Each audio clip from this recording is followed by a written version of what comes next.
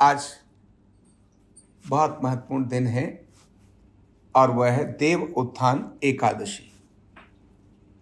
देव उठनी एकादशी भी बोलते हैं। और आज से अपना यह साप्ताहिक साधना शिविर जो हर शनिवार को प्रातःकाल, जिसका समय 8 से 11 बजे है, वो प्रारंभ हो गया। एक कमाल की बात है, शुरू तो करना ही था, लेकिन पहले हमने तय कर लिया कि आज से शुरू करेंगे। और जब पता चला कि आज का दिन क्या है, तो आज देवोत्थान एकादशी है। तो देवोत्थान एकादशी वाले दिन से एक नियमित होने वाली कुंडलिनी साधना का प्रारंभ होना, ये अपने आप में यह कोई ऐसी ही घटना नहीं है, भगवान की इच्छा और नियति के अनुसार होने वाली घटना है। हम तो इससे पहले भी शुरू करना चाहते थे, लेकिन कोई ना कोई क्रम डेट डिसाइड नहीं कर रहे थे। और आज हमने कहा शनिवार को, इस शनिवार से करेंगे, और वह शनिवार आज का दिन हुआ। ये देवोत्थान एकादशी होती क्या है, इसका महत्व क्या है, इसका वैज्ञानिक आधार क्या है, हमारी परंपरागत और धार्मिक मान्यताएं क्या हैं, इसको मैं आपको थोड़ा जानकारी देता हूं। देव उत्थान मतलब देवताओं का उठना। इसका मतलब देवता सोए हुए थे क्या? तो आप कहेंगे देवता तो जगे ही रहते हैं, फिर देव उत्थान क्यों? और फिर इससे पहले देव शयनी एकादशी भी होती है, वो आषाढ़ मास में होती है, तब उसको कहते हैं देव शयनी एकादशी। और अब हो गई कौन सी? देव उठनी एकादशी। तो देव उत्थान एकादशी और देव शयनी एकादशी, मतलब जब देव सो रहे हैं। भारत कितना अद्भुत देश है, अपने लोगों की कितनी अद्भुत चिंता की, उनके शारीरिक और मानसिक सारे ख्याल रखने के लिए भारत के ऋषियों ने परंपराएं ऐसी डाल दी। ये देव शयनी एकादशी से लेकर देव उत्थान एकादशी तक, ये जो पूरा एक ऋतुचर्या है, उसके अंदर ये जो कालखंड था, ये वर्षा ऋतु का काल था। और अभी वर्षा ऋतु हमें पता है कितने कितने तूफान मचाए। कहाँ उत्तराखंड के अंदर प्रलय हो गई, तो कभी कहीं और प्रलय हो गई, क्योंकि भारत क्या है, 6 ऋतुओं वाला देश है। अलग अलग ऋतुएं यहाँ आती है, इसमें एक वर्षा ऋतु भी आती है। और वर्षा ऋतु ने पूरा पंजाब और पता नहीं क्या क्या सब तहस नहस मचा दिया। इन दिनों में हमारे ऋषियों ने कहा कि आपको ये दिन प्रवास करने के नहीं है, ये दिन देव स्थानों पर तीर्थ यात्रा के लिए नहीं है, ये दिन शादी और विवाह के लिए नहीं है, क्योंकि ऐसा करने से लोग एक स्थान से दूसरे स्थान पर जाएंगे, और जब जाएंगे तो दुर्घटनाएं घटेंगी। और नदी स्नान करेंगे तो क्योंकि नदियों में वर्षा का जल आएगा, उसमें अनेक प्रकार के जीव जंतु भी आते हैं जो लोगों की हानि का कारण रहेंगे। दूसरा, तेज बाढ़ भी आ सकती है। जो गए तो थे स्नान करने के लिए, हमने देखा है ना, बाढ़ आने से पहले लोग कुछ पिकनिक करने के लिए गए थे, नदी के किनारे थे, बाढ़ आ गई, वो सब बह गए, ट्रक के ट्रक बह गए, गाड़ियां की गाड़ियां बह गई, ऐसा हमने देखा। तो हमारे ऋषियों ने बात पहले बताई कि भाई ये जो 4 महीने का जो समय है, ये जो वर्षा ऋतु का है, ऐसे में कोई भी मांगलिक कार्य नहीं करने चाहिए, क्योंकि जब भी हम कोई मांगलिक शादी विवाह या कोई ऐसी चीजें करते हैं, तो उसमें अपने लोगों को बुलाते हैं, और जब वो आएंगे तो दुर्घटना का बड़ा कारण हो सकता है। कितनी बड़ी रचना होनी चाहिए। दूसरी बात उन्होंने कहा कि ये दिन क्या होने चाहिए, तो ये समय साधना के होने चाहिए। तो जैसे ही देव शयनी एकादशी आई, उसके बाद गुरु पूर्णिमा पड़ी। गुरु पूर्णिमा यानी अपने शिष्यों ने अपने गुरु स्थान पर जाना, और वहां गुरु के पास पहले साधना करना, फिर मंत्र दीक्षा लेना, और मंत्र दीक्षा लेने के बाद अपने शारीरिक और मानसिक जितनी सारी क्लेश हैं, उन सबको समाप्त करने के लिए हरि स्मरण करना, भगवान का स्मरण करना, और गुरु पूर्णिमा, गुरु दक्षिणा, ये सारी प्रक्रिया उन दिनों में ये सब चली। भगवान श्री राम का क्रम भी ऐसे ही था। जब वो कहते थे ना, वर्षा ऋतु चली गई, शरद ऋतु आई, जब वो वहां थे, अपने वनवास में थे, तो उस समय भी अंगद और सुग्रीव को उन्होंने, बाली को मारने के बाद अंगद और सुग्रीव को जब वो उनका राज्य दे दिया, तो चतुर्मास के लिए वो शांत होकर अपनी जगह बैठ गए, 4 मास के लिए। फिर उन्होंने उनको कहा कि भाई वर्षा ऋतु चली गई, शरद ऋतु आई, अभी भी लोग नहीं आए हमारे पास, 4 महीने तो हमने कह दिया था, कोई बात नहीं, तुम अपने राज्य में रहो। मतलब बरसात के दिनों में मूवमेंट नहीं करना, ऐसी हमारे ऋषियों ने इसका एक वैज्ञानिक आधार डाला।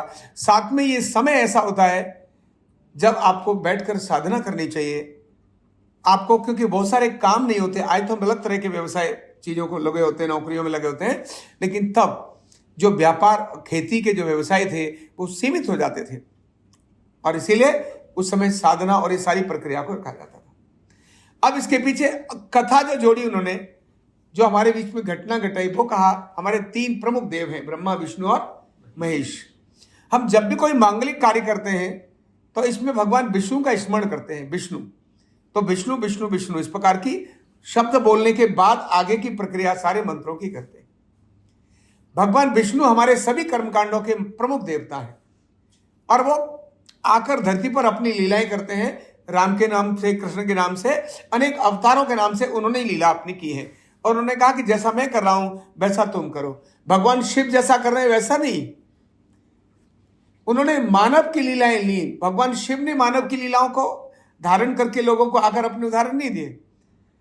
ब्रह्मा जी ने भी अपने उदाहरण नहीं दिए कि जैसा मैं कर रहा हूं। इसीलिए ब्रह्मा जी के मंदिर बहुत सीमित मिलेंगे, लेकिन राम के, कृष्ण के मंदिर सबसे अधिक सारे देश में मिलेंगे। भगवान विष्णु के मंदिर सारे देश में मिलेंगे। लक्ष्मी नारायण जिसको कहते हैं उनके मंदिर मिलेंगे। तो ऐसी घटना और कथा हमारे ऋषियों ने हमारे सामने बोली और हमारे को बताई और उन्होंने भारत के वैभव को भी इस कहानी के अंदर दर्शाया कि बहुत समय की पहले की बात है कि अम्बरीश नाम के एक राजा रहते थे जो 7 भुवनों पर, सभी भुवन मतलब संपूर्ण पृथ्वी पर वो क्या करते थे, राज्य करते थे। ये बात ये बताते हैं कि भारत का शासन कहां पर था, कहां पर था, संपूर्ण पृथ्वी पर शासन करने वाले राजा कहां के थे, भारत के थे। और वैभव के बारे में उनको कहते हैं कि जिस वैभव की आप कल्पना कर सकते हैं या कल्पना भी नहीं कर सकते, वो मतलब जो कल्पना कर सकते हैं वो तो सब था ही उनके पास, जिसकी कल्पना आप नहीं कर सकते वो भी सब उनके पास वैभव था। और ऐसा ऋषि, ऐसा जो राजा था अम्बरीश, वो भगवान की साधना और उपासना करता था और एकादशी का व्रत रखता था। और वर्ष की जो एकादशी होती है, हर मास 2 एकादशी आती हैं और वो सभी एकादशियों का व्रत करता था। और आज के दिन उन्होंने इस व्रत का अपना पूर्ण आह्वान करना था, यानी उसको पूर्ण करना था।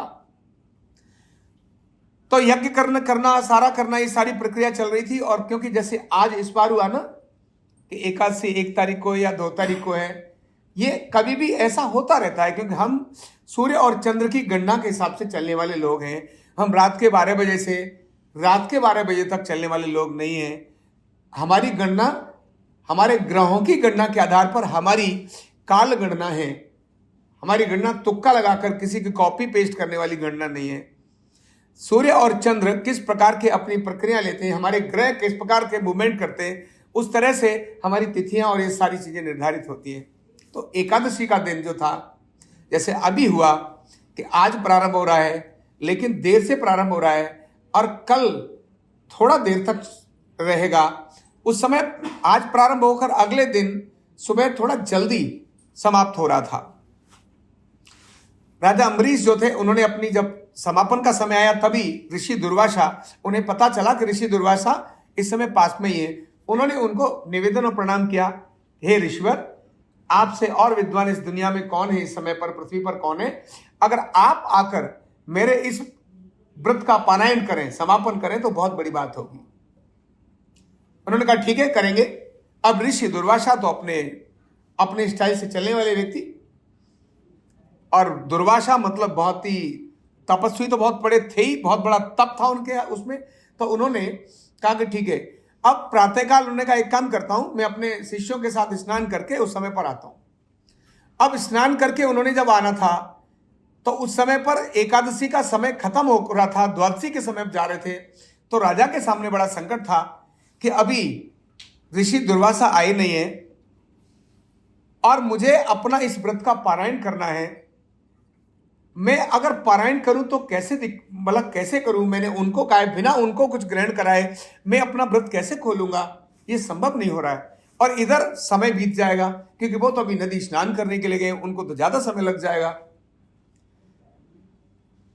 अब उनके सामने संकट था, तो जो वहां विद्वान ब्राह्मण लोग थे उनको उन्होंने प्रश्न किया कि हे ब्राह्मण देवताओं, आप अपने विधि और विधान के तहत मुझे बताइए कि आखिर में क्या करूं जिससे कि मेरा यह धर्म की रक्षा भी हो जाए, मेरा जो व्रत है मेरा वो भी पूर्ण हो जाए, मुझे ऋषि के क्रोध का और उनके उसका भी पाप ना लगे। सभी ब्राह्मणों ने बताया, बोले हाँ ठीक है, तुमने जो जितनी एकादशी है वो निर्जला रखी है, तो निर्जला रखने के कारण से तुम एक काम कर सकते हो, भगवान विष्णु को जो आप अर्घ दोगे उसके जो चरणों का चरणामृत है उसकी एक बूंद आप अगर धारण कर लोगे तो उससे तुम्हारा व्रत की भी रक्षा हो जाएगी और इससे तुमने कुछ ग्रहण किया ये भी नहीं होगा। और फिर आकर आप जो अपने ऋषि हैं उनको पूजा अर्चना करिए और उसके बाद सारी प्रक्रिया हो जाएगी। लेकिन और उन्होंने फिर ऐसा किया, बोले ठीक है, एक बूंद चरणामृत की लेकर उन्होंने उसको अपना जो प्रक्रिया थी उसको पूरी कर ली।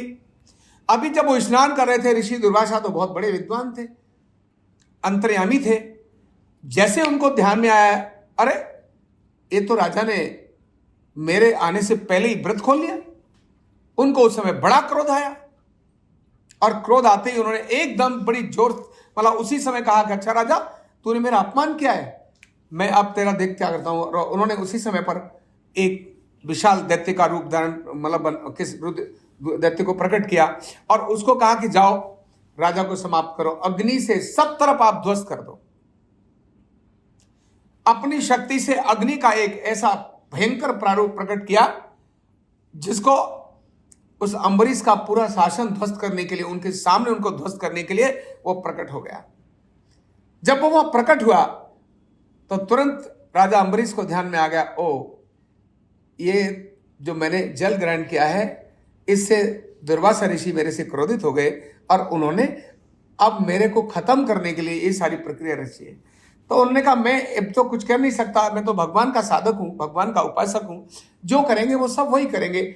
और इसीलिए उन्होंने उस जो आए थे देव, जो उनको भस्म करने के लिए आए थे, उन्होंने उनको नमन और प्रणाम किया और प्रणाम करने के बाद भगवान विष्णु को प्रार्थना की, हे प्रभु आप ही रक्षा करना। जब उन्होंने प्रार्थना की तो भगवान का सुदर्शन चक्र ऐसे साधक की कठिनाइयां जब उसको आपत्ति आती है तो भगवान स्वयं रक्षा करता है। ये कहानी इस बात को बताती है। और भगवान स्वयं रक्षा करने के लिए उनका सुदर्शन चक्र जो उनके आसपास घूमता था, उनकी सारी प्रजा की रक्षा करता था, सुदर्शन चक्र उनके पीछे पड़ा और उसने वो जो आने वाली शक्ति थी उसको खत्म कर दिया। और केवल उसी को खत्म नहीं किया, वो सुदर्शन चक्र सीधा किधर पहुंचा, ऋषि दुर्वासा के पास। जब ऋषि दुर्वासा ने देखा कि अरे ये तो सुदर्शन चक्र मेरे पीछे आ गया और लगता है तो मुझे ही खत्म कर देगा, तब दुर्वासा सब तरफ दौड़ने लगे और दौड़ते दौड़ते वो भगवान अपने ब्रह्मा जी के पास भी गए, शिव जी के पास भी गए और उन्होंने कहा कि हम कुछ नहीं कर सकते क्योंकि ये तो तुमने जिनसे तुमने झगड़ा मोल लिया है, अब तुम उन्हीं के पास जाओगे तभी साधना बन सकती है, हम कुछ नहीं कर सकते, कोई मार्ग नहीं निकाल सकते।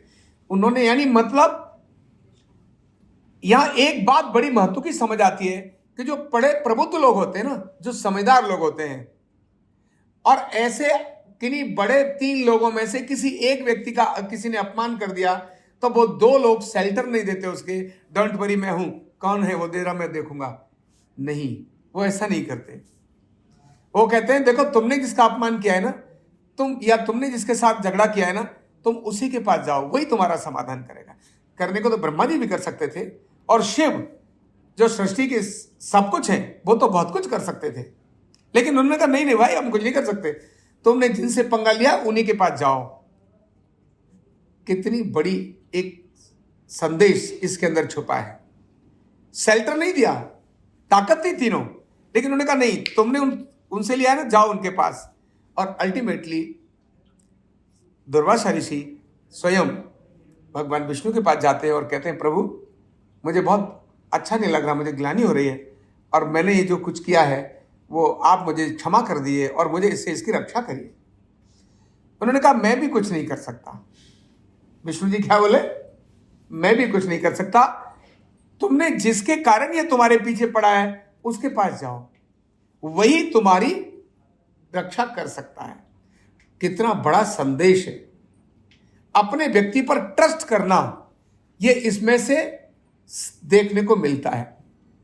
उन्होंने कहा मेरा भक्त है उसके पास जाओ। वो कहते तो कहते कोई बात नहीं, जाओ मैंने माफ कर दिया, चलो भाई तुम चुप हो जाओ। नहीं, उन्हें समझ आ गई कि भाई आपने उस व्यक्ति की साधना पर प्रश्न उठाया, जबकि वो आपके लिए कितना समर्पित है। कोई उसने छल कपट नहीं किया, विद्वानों को समझकर बात की है, उसका तो कोई अपराध ही नहीं है, और निरपराध व्यक्ति पर तुम इतना दंड कर रहे हो, ये क्या मतलब बनता है। तो इस तरह से दुर्वासा स्वयं अम्बरीश के पास गए और उनके सामने जब खड़े होने वाले ही थे, तभी स्वयं अम्बरीश को पता चला, राजा को, दुर्वासा ऋषि आए हैं। वो जाकर उनको विनम्रता से प्रणाम किया, हे ऋषिवर आदेश। बोले आदेश नहीं, मैंने जो तुमको ये सारा अपराध किया है, अब तुम मुझे इसके लिए क्षमा कर दो। तुम क्षमा करोगे तब ये सुदर्शन चक्र मेरी संकट से मुझे मुक्ति मिलेगी। तब उन्होंने कहा, हे भगवान, क्यों मेरे ऊपर ऋषि अपराध किया, आप ये सारी वो लगा रहे हो, आप इनको क्षमा करिए। भगवान विष्णु को उन्होंने प्रार्थना की, सुदर्शन चक्र को नहीं। भगवान विष्णु, है भगवान, अपनी माया को आप समेटो। और तब सुदर्शन चक्र वहां से लुप्त हो गया और दुर्वासा ने सारी प्रक्रियाएं की। ऋषि का वो जो व्रत था वो पुण्य। यहां बहुत समझ में आती है भगवान के प्रति विश्वास। अब कितना भी बड़ा काम करो, आपके पास धन संपत्ति वैभव सब आएगा और जाएगा। एक चीज ऐसी है जो आपके पास हमेशा रहेगी, और वो है आपकी साधना। आपकी साधना, आपकी भगवान के प्रति भक्ति, ये आपको शुद्धता प्रदान करती है, ये आपको मांगलिक प्रदान करती है, ये आपको आत्मशक्ति प्रदान करती है, ये आपको संकटों से झुकने की, जो आपके अंदर कमजोरी पैदा आने वाली थी ना, उसको समाप्त करती है। संकटों को मात देने की ताकत आपके अंदर देती है। कितने भी कष्ट आए, कितने भी संकट आए, भगवान के प्रति श्रद्धा और विश्वास पैदा करती है। यह केवल एक उपवास मात्र नहीं, एक दिन मात्र नहीं, यह आज की तिथि बहुत अद्भुत है। यह हम भारत के लोग ये जो दुनिया को जिस ज्ञान दिया है, उस ज्ञान का परंपरा का यह दिन आज है, उस ज्ञान की परंपरा का दिन आज है। कितना बड़ा सामाजिक संदेश देने वाला आज है। इसीलिए अनेक माता बहनाएं इस प्रकार की कहानियां रोज कह रही होती हैं।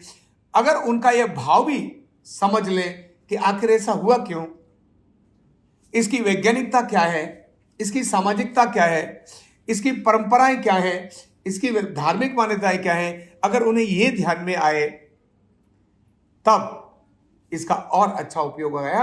तो इस प्रकार की आज की एकादशी वाला दिन, आज से सारे जो ऐसे काम थे, शादी है, विवाह है और ऐसे अनेक मांगलिक काम आज से प्रारंभ हो रहे हैं। और यह पूरा कार्तिक मास साधना का मास था। अब सामाजिक प्रक्रियाएं सारी शुरू हो गई। प्रकृति धीरे धीरे धीरे धीरे अपनी जगह शांत हो गई। जहां बरसात का क्रम था, अब मूवमेंट हो गई। अब लोगों ने तीर्थ यात्राओं के लिए जाना शुरू करना है। अब एक से एक गंगा स्नान प्रारंभ होंगे, एक से एक बड़े अलग अलग उत्सव प्रारंभ होंगे। तो यह प्रक्रिया अब प्रारंभ हो जाएंगी। इसीलिए आज का दिन देव उत्थान, पांडवों की भी कथा इसके अंदर ही है। पांडव भी जब अज्ञातवास में थे तो देव शयनी एकादशी वाले दिन उन्होंने अपने शस्त्रों को गुप्त रूप में रख दिया था, और देव उत्थान वाली एकादशी वाले दिन फिर से उन्होंने अपने शस्त्रों का धारण किया था, और उसके बाद फिर प्रकट होकर के वो समाज के रूप में निकले थे। ऐसी अनेक घटनाएं हमारे देश की ऐसी हैं जिन्हें स्मरण करने मात्र से हम अपने जीवन में बहुत कुछ अच्छा कर्म जोड़ सकते हैं। सौभाग्य से आज का दिन है, और आज हमने अपनी कुंडलिनी साधना का साप्ताहिक महत्व का क्रम आज से शुरू किया है। तो कितना अच्छा है। आज हम कुंडलिनी शक्ति को ऊर्ध्वगामी करेंगे, ऊपर की तरफ लेकर जाएंगे। तो ये बहुत ही पवित्र दिन है। हम सभी के लिए आनंद का कारण बने, आप सभी के लिए मंगल का कारण बने। ऐसी बहुत बहुत शुभकामनाएं। बहुत बहुत धन्यवाद और बहुत बहुत आशीर्वाद। न्यूरोथेरेपी का कंप्लीट कोर्स सीखने के लिए जुड़िए हमारे ऑनलाइन ट्रेनिंग प्रोग्राम से और जानिए करीब 100 बीमारियों का इलाज बिना दवा और बिना मशीन के। इस न्यूरोथेरेपी ऑनलाइन ट्रेनिंग प्रोग्राम से आप घर बैठे बन सकते हैं गवर्नमेंट सर्टिफाइड न्यूरोथेरेपिस्ट। रजिस्ट्रेशन के लिए नीचे दिए गए नंबर पर अभी कॉल करें। और हाँ, हमारे वीडियो को लाइक करना, शेयर करना और चैनल को सब्सक्राइब करना बिल्कुल भी ना भूलें। धन्यवाद।